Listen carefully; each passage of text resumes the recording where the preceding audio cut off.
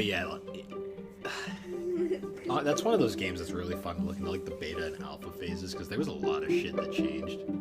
Like there was like bad endings where like Luigi could end up possessed. One of my favorite parts of the game is the whole mansion itself isn't actually real. Yeah. And, like, spoiler warning for people who haven't played this like 20-year-old game, but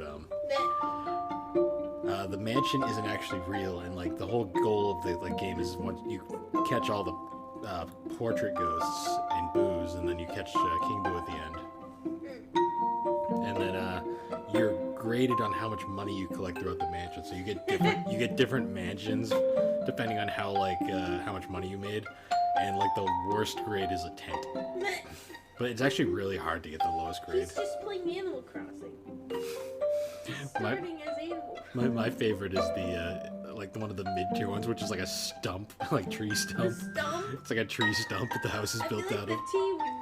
The tent would be better at that point. Well, it's like the Keebler Elf's house. Like it's like a tent, like stump, like tree kind of thing. Oh, okay, so it's an actual house.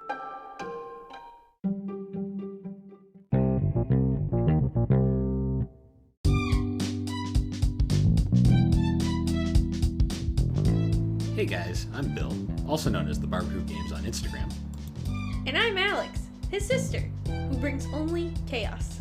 And together we are the Gaming and Collecting Podcast, a mostly video game-centered podcast. But half the time, we just talk about anime. And that collecting thing, well, that's mostly just an implication at best. So come along and enjoy us on this adventure as we discuss the games that shaped us. So, how you been? Well, since the last time we talked, I haven't been working the night shift, so I've been shit and I hate my life. Anyways. Yeah, it's been a while since we recorded, at least like a month. Really? Yeah, well, I mean, the last time we recorded was when we did that, the episode with Matt. Oh, yeah. Shit. That was a while ago. It was a while ago. At the time of recording. But yeah, so it's been a bit. Life's been a mess. Yeah. The realities of working suck, but... Yeah. The inner what is it? The inner maculations of my mind are an enigma. An enigma. Knocks milk over. Yep. But, yeah, so it's been kind of crazy. We've been doing a lot of stuff. Yeah. I bought a floor piano. Alex got a floor piano. It brought her joy. It did. I always think of the Simpsons episode where Homer swims across one. And then we tried it. And it doesn't work. It worked when I did it. You didn't swim across it. You just kind of slugged across it. The same thing. That's basically me swimming. You're nice. Yeah, other than that, though, it's been... This is the first podcast with my Chase Lounge. It's also the first one we've done, like, in the same room in a while, so... Yeah. Alex's cat is being a freaking psychopath in the background. She's on crack. It's fine. Yeah. But anyways, so... I guess, what are you drinking? I'm drinking what is known as a Cayman Jack margarita in the glass bottle variety versus the can variety. What art thou if you if drinking it, Philip? I am drinking a Down East vodka soda lime. I didn't know they made vodka sodas. I thought they just made cider. No, that's the new hot thing that the kids are all into these days. Vodka soda! Because everyone's over seltzers, now it's all into vodka sodas. Well, they're basically the same thing. Yeah, but they sound nicer. They're literally the same exact thing. It's pretty funny. Yeah. But we ate Panera. Yeah, we did, and we did some other stuff today, but we'll get to that at another time. Yeah. But other than that, you've been watching any other real animes other than the ones we've been doing for Anime Swap? Well, I was watching Sailor Moon and always dabbling in my One Piece obsession. Yeah. There's some good ones out or coming out now. I definitely want to look into Chainsaw Man, but I want to wait for the season to be out before I start it. Sorry. Yep, and I'm waiting for Spy Family Season 2 to start getting farther along. Yeah. Along with that, I finally watched Comey Season 2. I was very happy with it. Nice. But other than that, it's been pretty chill. collecting a few things here and there. Got a Yeah. few more modern titles. I've been collecting a lot of manga lately. That's been my big Me big too. thing. She's collecting One Piece because it's gonna take her 4 years to collect that. Probably, yeah. Yep. But other than that, nothing too crazy. I went home for a bit, got some, got the rest of my old comic trades back, so those are back in my possession along with some old PC games. Nice. I'm really thinking about buying an old like Windows XP PC just so I can play The Sims 2 again. Because playing that on Windows 10 is apparently impossible nowadays without Yeah. a lot of wizardry, which I don't feel like doing it. Yeah. It'd be easier just to buy a older PC. But Sure yeah, you could. speaking of older consoles and older gaming, we do have a topic for today's episode, Yes. and we're going back and we're doing a retrospective on a console. We haven't done one of those in a while. I think the last one we did was Virtual Boy. I think so. That was a while ago at this point. That was a fun one. It was. I like the Contra retrospectives, except for one. Go. One singular console Oh, get over that. known as the N64. Fuck you, Well- N64. I don't like you. For this one, we're going to actually be talking about the N64's successor, Ah. the Nintendo GameCube. And the GameCube... Sorry, I just thought of the intro with the Spider-Man. Ugh. every time Bill brings up the GameCube, I always bring up the GameCube Vine where it's the intro with the and on the last beat it's like two Spider-Men slapping each other's asses. This is why I never downloaded Vine and I will never download TikTok. Come on, I don't need this brain dead shit in my brain. You like all the TikToks I sent you. I don't watch any of them because it requires me to have the app. No, it doesn't. The ones that I saved. I don't know. But anyways, Rude. so back to the GameCube. So the GameCube was Nintendo's... Shit. Oh no. No! He's throwing stuff at me. The GameCube was Nintendo's fourth overall console. It had tiny discs. It did. So the GameCube was Nintendo's entry into the sixth generation of gaming, and it was the direct competitor to the PlayStation 2 and the Microsoft Xbox, and technically the Sega Dreamcast RP. In the disc generation. Well, the disc generation was technically Gen 5. That's when they started coming. But this was Nintendo's first, as we said, this was Nintendo's first console to actually use disc-based that's media. what I meant. Although, being Nintendo, they didn't use traditional disc-based media. They instead opted for mini DVDs, which I guess were harder to copy, like, help with their copy protection. But my God, they held half the data that a fucking DVD did. I have a thought. What? Remember those like mini portable DVD players we had? Oh, the Video Nows? The Video Nows. They were little tiny discs. Well, the original... Do you think a GameCube would work? No. They're You the same. never know. Those were like little mini disc CD things, and they actually weren't the same size. Oh, shit. But yeah, that's besides the point. So anyways, so the GameCube was their fourth generation console, their fourth console from the sixth generation, and it was, as we said, the competitor to the PS2 and the Microsoft Xbox. And when I say competitor, it was more like it was there. Yeah. Because that generation infamously was dominated by the PlayStation 2. Yeah. Like, the gap between PS2 and Xbox isn't even close. And then there's another gap between Xbox and GameCube. So the GameCube was the third place console of this generation, and arguably it was probably Nintendo's worst selling console at the time in a long time. Especially compared to, like, all of its predecessors. Because it only sold, like, 9-point-something million. Oh, wow. Like, but it had a devout cult following. Yeah. Like, it was... To the point where it's ridiculously expensive now. That's for different reasons. Oh. It had a following because Nintendo fans are very loyal. And to be fair, the console was the second most powerful console of that generation, right behind the Xbox. So it came out... Also, the PlayStation was the weakest?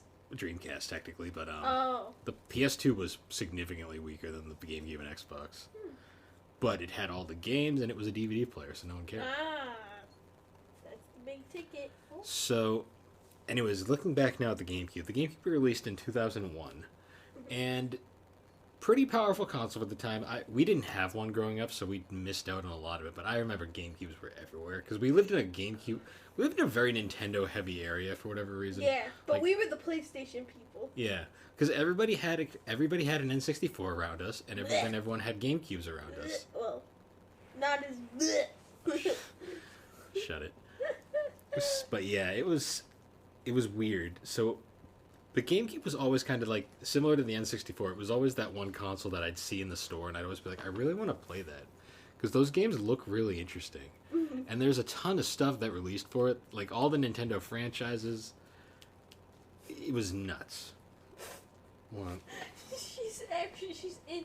I have a little toy bin behind the couch of all Tilly's toys, and she's just physically sitting in it right now. Oh, your cat's a weirdo. She's a goon.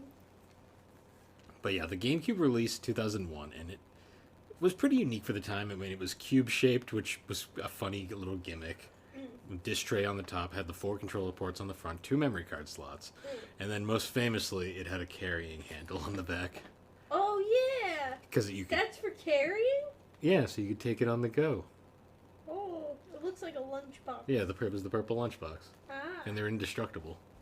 Oh yeah, I remember that video. It's just a known thing. GameCubes are like famously indestructible. Like I've seen videos of people whipping them on the fucking concrete, them bouncing in the air, and they're still okay. And then they plug it in and it works fine. It's like Jesus Christ, like why? They were using industrial steel. No, they're made of Nintendo. Titanium. They are Tonka tough. They're Tonka tough. They are Tonka tough. Ah! She bit me. You're just harassing her at this point. So. No, she's harassing me. All I was doing was giving her pets. Well, she doesn't want them. She's rubbing into my hand. Yeah, whatever. She's just complicated. Like oh wait, this isn't the N64. This is the GameCube. She's complicated. Like the GameCube. Yeah. So, initially, our goal... So, similar to our previous gaming episodes, we did a thing where we'd play a bunch of games, and then we'd kind of give our thoughts on them after. Yeah. So, the initial attempt at playing through some of the games was a disaster. Where Bill went through 2 controllers? So, I only have one official one official GameCube controller on me at the moment. And I had a third-party one that I also had in storage. So when we went to play, I gave Alex the official one, and then I used the third-party one. And apparently the analog stick just gave out on it because it was occasionally like doing weird shit, like it would just veer to the right at times. Yeah. So I was like, okay, this is unplayable because we were trying to play Mario Kart Double Dash. So then I went up and I had a third-party like Wavebird. Wireless controller as well. Yeah. And I figured, okay, I'll just use this because it still works. Yeah. Plugged it in. Locked to the right, like analog stick. And I'm like, this is even worse. Yeah. So then I got frustrated. I was like, fine, I can't do GameCube tonight. So then I tried to use the Xbox, and I guess my original Xbox is dying. So we were like, okay, I guess we just can't record anything tonight. So we gave up on that. And I think that's why also we haven't recorded in a while, because a bunch of our plans Well, no, we haven't recorded in a while because we've been tired as fuck lately. Yeah. But that's beside the point. So eventually I ordered another third-party GameCube controller because I figured it was cheap and at least it'll get us through the episode. Yeah. So we went through a few games. So obviously, like I said before, we started with Mario Kart Double Dash, which is the GameCube's Mario Kart. And it was fun. Yeah. It's a very interesting Mario Kart game because they went with a gimmick of you'd have 2 characters per car. And the character combinations gave you like special items. You could kind of adjust which character you had out front and which in the back, which would give you different effects at times. And the tracks were pretty fun. GameCube games have held up graphically very well. Like they still look very well to this day. Alex actually almost won a couple races, which was funny. But then other races. I'm not good at racing games. Yeah. And then I'm bad at them. Yeah. And then I ended up losing the entire championship because I got one race. I just got screwed by items the entire time, and I lost the championship by 2 points. That was very upsetting. Yeah, but Double Dash is interesting because it went through a period of being extremely popular. Then it was like everyone's least favorite Mario Kart, and now it's back to being super popular again. Probably because people's tastes just change over time, or nostalgia comes back. Yeah. 'Cause, I mean, thought it was fun, and I thought graphically it held up very well. It looks great graphically. I do. The gimmick is very pointless in reality. Yeah, I don't really see what it really does. Besides, you can have like 2 characters, And you get these special items which only appear in Double Dash. Yeah. But aside from that, it's just another Mario Kart. Yeah. It's a fun Mario Kart. It's got some great levels and game like graphics and stuff. But Yeah. yeah, so we played that one. Then we decided we were going to do a couple fighting games. So we went with Soul Calibur 2 to start. And Soul Calibur 2 is probably one of the most well-known GameCube fighters. Yep. Mostly, well, besides a certain other one that we didn't play, but we'll talk about. Soul Calibur 2 was interesting. And the main reason why I wanted to play Soul Calibur 2 was we had a great time playing Soul Calibur 1 back on the Dreamcast. And Soul Calibur 2... We did a Dreamcast? Oh yeah, we did. I'm really tired. I'm sorry. But yeah, Soul Calibur 2 is fun because it's a 3D like weapons-based fighter. But what makes the GameCube version the best was each console version had its own like unique like guest character. Like PlayStation 2 had Hayachi from Tekken, and then the Xbox had Spawn, which was whatever. But the GameCube version had Link. And Link is so freaking funny in this game because he actually kind of fits in with everything, but at the same time doesn't. But we had fun with that one a little. A lot of sword fighting, kind of like rolling around. Alex is really oddly good at just winning fighting games by doing nothing. I'm not. You're really good at just mashing buttons and then winning somehow. Well, I get patterns down. Yeah. We played that one for a bit, and then we moved over to Dragon Ball Z Budokai. Which was funny because like we didn't have like any characters. Because I tried using. So fun fact for this episode, because of convenience, we just used a Wii instead of a GameCube for recording purposes. Well, for gameplay purposes. Yeah. And apparently, I was going to use the GameCube Action Replay to unlock all the characters in these games. Don't work on the Wii. Yeah, it just doesn't work on the Wii for whatever reason. So, or mine was fucked up. I don't know. Could be both. But. Actually, no, I think it had something to do with the Wii's an update and patched it out or something. But yeah, couldn't use that, so we had to make do with like the small pool of characters that we had. What? The Budokai fighting games are pretty fun. They're very dated, though. You kind of play them just if you're a Dragon Ball fan. So we played a bit of that, and then we shifted to our final fighter for the night, which was the most bizarre one. We played Bloody Roar Primal Fury. Sorry, my cat just scared me. That was the one where they turned into animals. Oh, yeah. The Animorphs one. Yeah. It was the furry fighting game. Yeah, it was really with the weird anime intros. Yeah. I picked the lizard man, and he was creepy. Yeah. Yeah, that one was fun, but it was really weird. It was so fucking weird. Furries. Furries everywhere. Yeah. And scalies. Whatever. But yeah, so we went through that. So we had Silly was a fan of that one. We had 2 gameplay sessions we went through. And then the next game we played was one of the more interesting, which was Mario Party 6. Yeah. Which to this day I still consider... I was robbed. My win. I was robbed for my win. It happens. I deserved better. Fuck you, Luigi. Oh, wait, were you Luigi? No, I was Waluigi. Fuck you, Luigi. So, out of all the GameCube Mario parties, I always will, to this day, I consider 6 to be like... Toad's diaper wasn't full enough. Yeah. I consider 6 to be probably the hidden gem of the series. Because everybody talks about the N64 games, and then, like, 4 and 5 tend to be the GameCube ones everyone brings up. 6 though is such a good game, like it with those like the different weather outcomes. It looked fucking beautiful. The mini games were fun, pretty fun boards. But yeah, Alex got robbed of her star because she was one of the few people that actually get a star. I got a star from the very beginning. And then Luigi stole it. I hate Luigi. And then Bowser stole it from Luigi. Good. At least I got my vengeance. I won by. I lost. I won by doing nothing. Yeah. It was You remember I kept getting screwed at the beginning by like horrible dice rolls? Yeah. Like I got like my first like 5 turns I literally got a 1, a 1, a 2, and a 1. But that's just how Mario Party is. Works. But then somehow I ended up winning. I was like, okay, because I guess I was really good at the mini games, which helped. I was shit at most. Some of them were tricky though, because there's some where like we both just died instantly. Because we couldn't figure out what we were supposed to do, or the platform one where we just jumped off the thing and died and was like, yeah. Oh. Yeah, that one was fun though. I would recommend playing all the GameCube Mario Parties. 7's probably the one that's the least memorable. But 5's pretty memorable, 4's pretty memorable, 6 though is just a classic in its own right.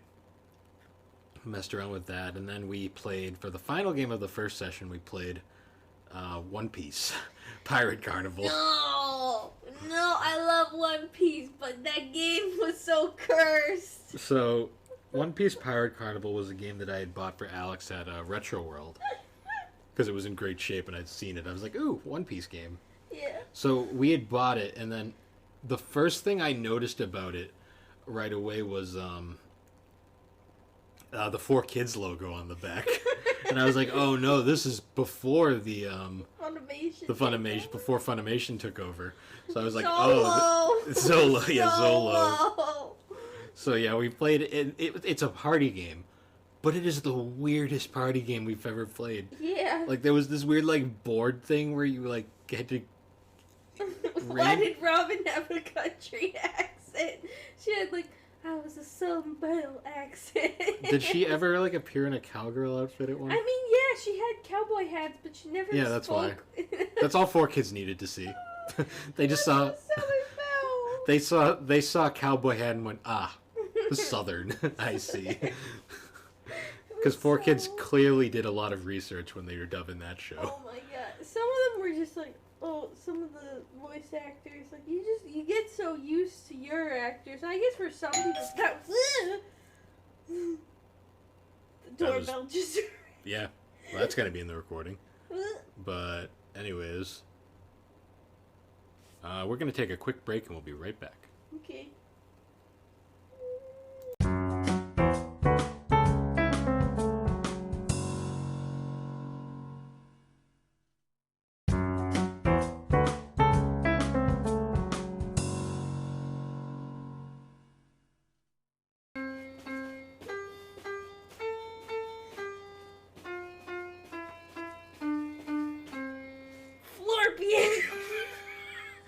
And we're back.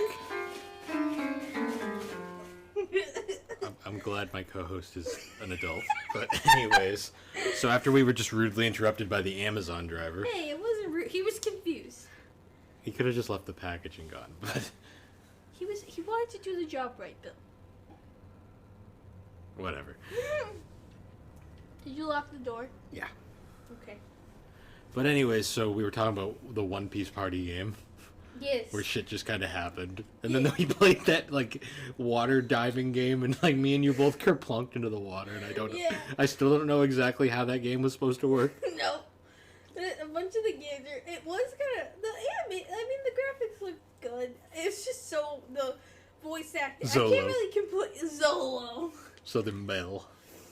And then, like, some of the other ones, too, where I was just like, that just doesn't sound right. Like we didn't play far enough. Correct. No, but I played as Luffy. Of course she did. Who did you play as? I think I played as Robin. You played as Robin. I always play as the girl characters. Yeah. But anyways, so after that, then we took a. So. After that, we took a bit of a break, and then we decided to a week later, we did a second set of games to play through. Because I think we needed more content. More. Sorry. So after that, I figured we'd go through a couple single-player games just to, like, show off what the system was capable of. And one of the we obviously wanted to play one of the most iconic games on the system, Luigi's Mansion. Yeah. Because Luigi's Mansion was a launch title for the system. And it is a very well done, like, well held up game. Like, playing it even, like, today. Yeah. Like, it's still fun. So, Luigi's Mansion is interesting because it's not a traditional Mario platformer. It's more of a, like, it's a action-adventure kind of, like, horror game, I guess you could call it. Where you play as Luigi in a mansion. You basically, it's Ghostbusters, the video game. Yeah. Yeah. Except it's much better than the Ghostbuster games. That Well, no, the previously one. on Nintendo. Well, yeah, on the NES, yeah. The one on 360 and PS3 is pretty good. But besides that, Luigi's Mansion's fun. It was graphically, it's still a really good-looking game. It was a fucking launch title. I thought it looked The really creepy good. vibe it has is still pretty It fun. does. It is kind of funny though. It's very creepy, but sometimes I felt Luigi felt out of place in the game. Like I'm like, is this really supposed to be Luigi? It was also supposed to be like a fully 3D game because the GameCube was designed with some 3D capabilities, but TVs were so just not there yet. So they cut it. That's a cool game to look into some of the. It was the first introduction to Professor Egan, right? And his famous I think song. his first original, yeah. Do, do, do, do, Do, do, do, do. But yeah, that's one of those games that's really fun to look into, like the beta and alpha phases, because there was a lot of shit that changed. Like there was like bad endings where like Luigi could end up possessed. One of my favorite parts of the game is the whole mansion itself isn't actually real. Yeah. And, like, spoiler warning for people who haven't played this like 20-year-old game, but the mansion isn't actually real, and like the whole goal of the like game is once you catch all the portrait ghosts and boos, and then you catch King Boo at the end, and then you're graded on how much money you collect throughout the mansion. So you get different mansions depending on how much money you made, and like the worst grade is a tent. But it's actually really hard to get the lowest grade. He's just playing Animal Crossing. Starting as Animal Crossing. My favorite is the like the one of the mid-tier ones, which is like a stump, like tree stump. The stump? It's like a tree stump that the house is built out of. The tent would be better at that point. Well, it's like the Keebler Elf's house. Like it's like a tent, like stump, like tree kind of thing. Oh, okay. So it's an actual house, but it's like Yeah, it's a house, but it's Okay. literally a tree I thought you stump. meant he just sat on the stump. No. That's what I thought you were implying. No. But then after that, we played a little of Mario Sunshine, the mainline Mario game. Yes. And Sunshine is so fucking hilarious for its horrible voice acting. Yeah, it is very offsetting to have like a almost fully vocal game with Mario characters. But Mario still doesn't talk. Yeah, Mario still doesn't talk, but everyone else does, and they shouldn't. Yeah, we didn't even get to Bowser. Bowser's voice is fucking terrible. You mean Jack Black? No, Jack Black is miles better than whatever was in Sunshine. Yeah. Jack Black is gonna carry that fucking film. Oh yeah, and I can't wait for it. And he was fourth billed in the credits too. I was like, wow, that guy's gonna carry that film. But that's besides the point. So we played a bit of Sunshine, kind of messed around. Sunshine's a fun game. I would not recommend 100%ing it because that game, trying to 100% Sunshine will make you want to rip your hair out. Oh no. Because it's ridiculous all the shit you gotta do to 100%. Like get all the shine sprites. And then you get nothing for it. Like you literally, all you get is a postcard. It says, good job. It's just Mario's middle finger. No, it says have a nice vacation. After they just made you perform slave labor. That's basically Mario's middle finger. Yeah. It's like, thank you. Yeah. But yeah, so we messed around with that. Then I pulled up F-Zero GX, which is the last real F-Zero game to come out over here. It was so fast. It was. So very fast. GX was actually made by Sega of all things. They're Amusement Vision studio, the same studio that did Monkey Ball. Should put Sonic in it. I think there might have been a reference. Or he's just running. He just runs while everyone else waits. This was still the point where they weren't 100% reliant on Sonic for everything. They still had other series. I mean, now the worst they ever were was the later half of this generation, and then the early 7th gen, where literally all they had was Sonic. Now at least they have like Yakuza, is their like money grabber. But getting back to it, so F-Zero GX is pretty fun. One of those absurdly fast racing games where like shit just can go like bad real quick. Looks great on the GameCube though, like fucking insane frame rates. It was a little overwhelming. It's a very overwhelming game. It's very difficult. To the point where that's one of the reasons Miyamoto actually does not like that game. No. Because it's too difficult. Huh. Yeah, and there'll probably never be a sequel because apparently they can't think of any actual innovative way to continue the series. Whatever that means. It just means we're just not going to continue it, but here's our excuse so the fans will be appeased. But they won't be appeased. But no, they won't be appeased. But we're trying. Especially when they make Mario. They basically just make more Mario Karts that could honestly be F-Zero games. Yeah. But that, once again, besides the point. And then moving on, picked another few games. Like we played a bit of Star Fox Adventures. No, not Star Fox Adventures. Star Fox Assault. Ah, yes. Which was the weird Mothra people. Yeah, the second Star Fox to release for the GameCube, and the also more furries and scaly. Okay, whatever. Glad you enjoyed that part of the fandom. Messed around with that one. I love that game because it gets a bad rap sometimes for the on-foot missions, but I think that's the last true great Star Fox. Fun game. The main villain is literally the Borg from Star Trek, though. Messed around with that a bit. Is that the Mothra people? Yeah. Oh, okay. The Aperoids. Borg. Aperoids. What did I play after Star Fox? Oh yeah, Donkey Konga. Yeah. Well, not Donkey Konga. I played Donkey Kong Jungle Beat. Yeah. Because I had to show off the Donkey Kong bongos.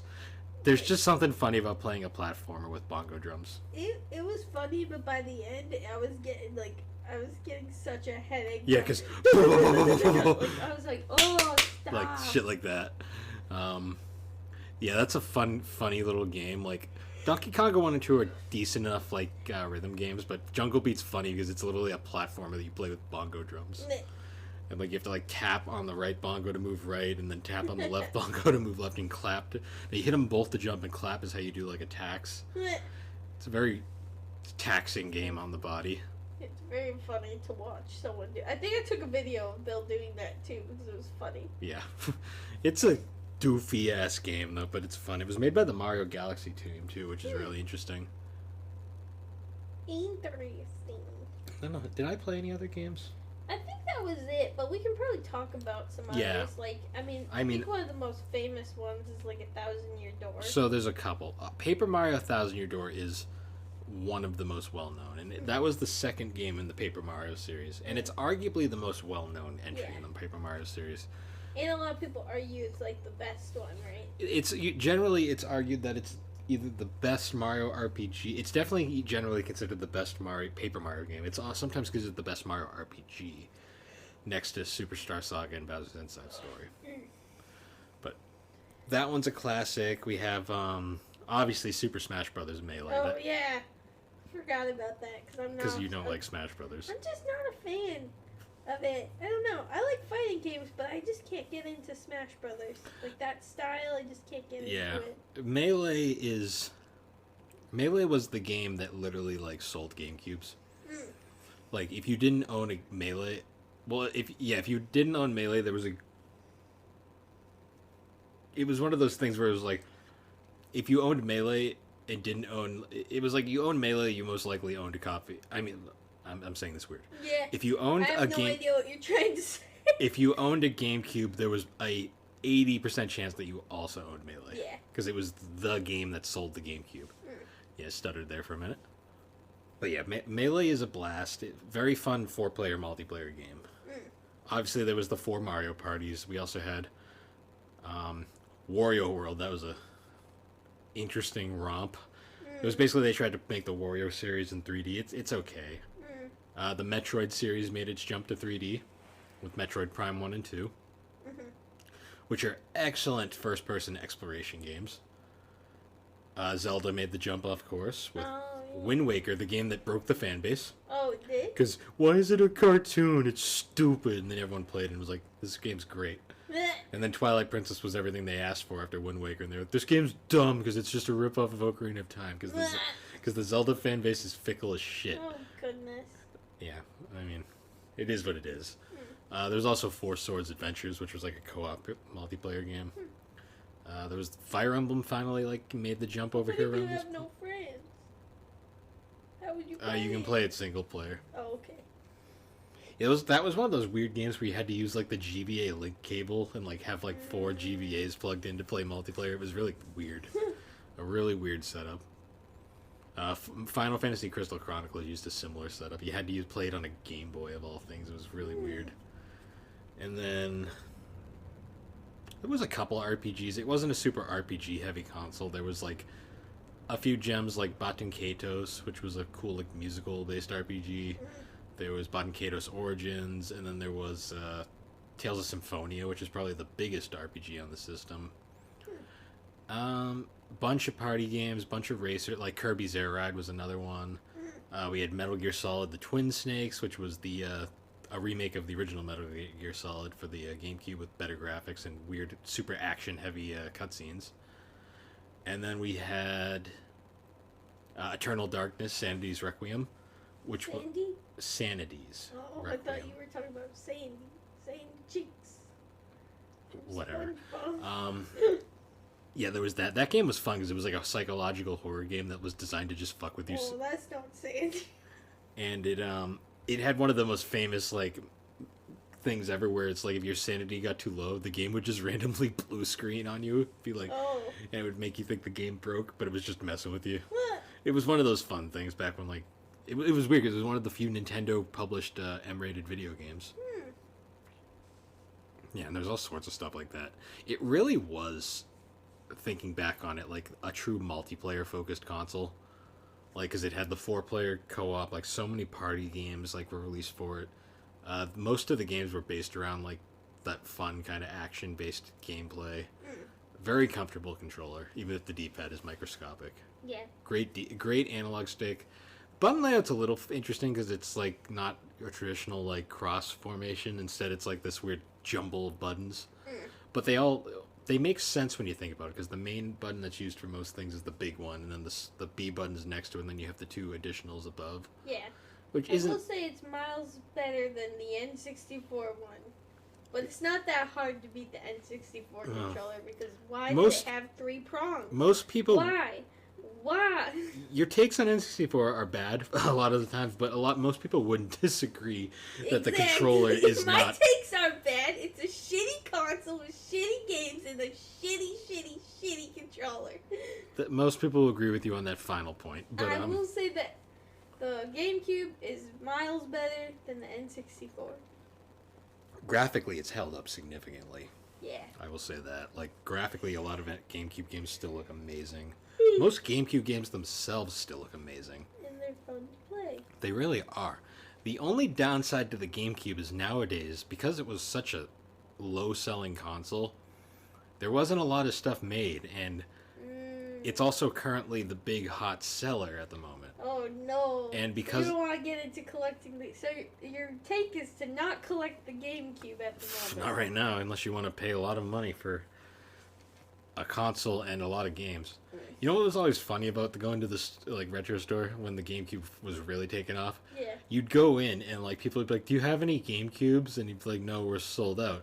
We have some Wii's though." And they're like, "Oh no, that's fine." It's like it's literally the same thing. You can play them on there. Yeah, it's like unless you like want it for like the nostalgia factor or like a Game Boy player, they're the same console. It's literally like a Wii is a GameCube. Yeah. A Wii is a GameCube. It can't get away with certain things, like obviously the action replay doesn't work and other things, but I mean it's like basically the same thing. No, that people just want that nostalgia though. The GameCube itself, all the fun and games around it. They want to be able to carry it around like a lunchbox. It's then they want to have it on the shelf again because there's just something fun about the actual GameCube itself. It was a very like. Do you have a purple one or a silver one? No, I have the platinum one, which was like. It was the So originally the platinum ones were like the rarest ones, and then they re-released them, and now they're the most common. That's funny.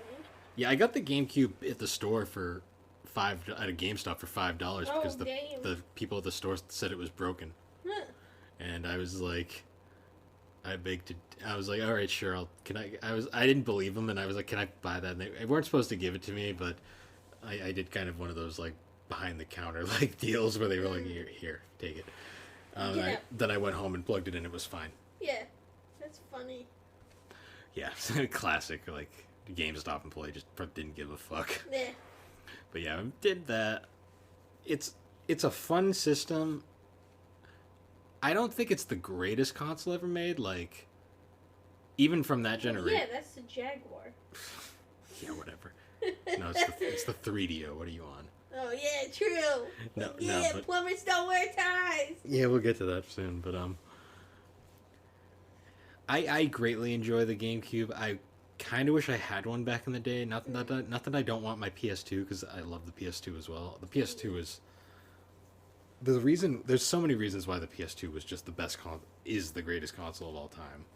Like so many video games, so many like fun different genres. Like it's kind of similar to the N64 and the original PlayStation, where it's like most GameCube owners probably all played the same games at one point or another. Most PS2 owners had probably different storylines and different things they messed around with. And One Piece. But not the current dub. Zolo. No! Don't bring that up. Yeah. Don't disgrace. So, out of all the games you saw, what was the one you thought was the most I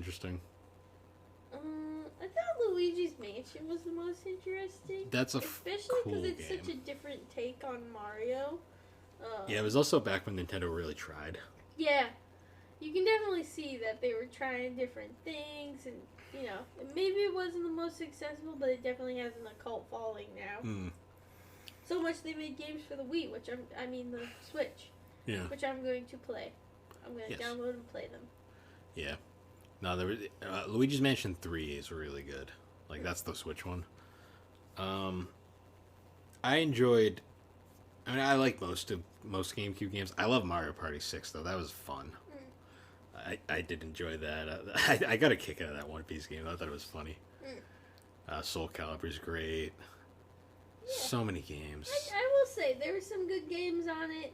Definitely, the controls were good. I'd like to have a party with that, like 4-player GameCube stuff at some point, just because it's such a fun party game console. Yeah. Like so many different games that just work for that. Like it's back before party games felt forced, and like you actually could really truly enjoy a party before game. You just shook a soda can. Yeah. Motion control. Controllers comfortable. Like it wasn't the worst thing ever. There was a bongo controller. That is pretty fun. We also had DDR Mario Mix. Hell yeah, we did. Yeah. It's funny to me just how short-lived the GameCube really was, though. Oh, really? 2001 to, like, 2005, I want to say it was in production. Like, it wasn't that long. Like, it felt like years, though, it was around. Like, it was the main console. The whole But also, time went slower when we were kids. And that was a console that we had growing, like... It was in our generation growing up, not like some of the other ones that we've talked about. Like, this was one that we lived through. Yeah, we knew. Because we knew everyone who had a GameCube. Because tons of people did back in the day. It was a very...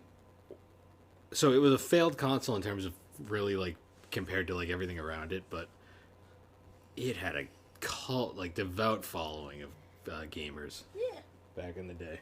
It was just crazy to me just how many it's crazy to me just how many people still love the GameCube despite its flaws and numerous problems. Oh. Well, we didn't really have any problems. Well, it's not even that... Minus your remote's not working. I shouldn't say problems, more just like its handicaps compared to like the other consoles. Like it suffered from severe... The discs just could not hold as much space, so it was harder to port certain games over like before. They had to kind of like cut things at times because they needed to fit it. It was a similar problem to the N64, just not as extreme. Did have some famously quick load times though, which was cool. But yeah, other than that though, I think pretty much sums it up. Yeah. Probably go more in depth into it at another time. But yeah, so anyways, guys, the Gaming Collecting Podcast can be found on all your major podcasting platforms, particularly Apple Podcast and Spotify. You can also follow us on Instagram and Twitter, as well as Good Pods, and you can follow us on all the socials. And once again, guys, thanks for joining us, and we will see you all next time. See you later. All right, bye. Bye.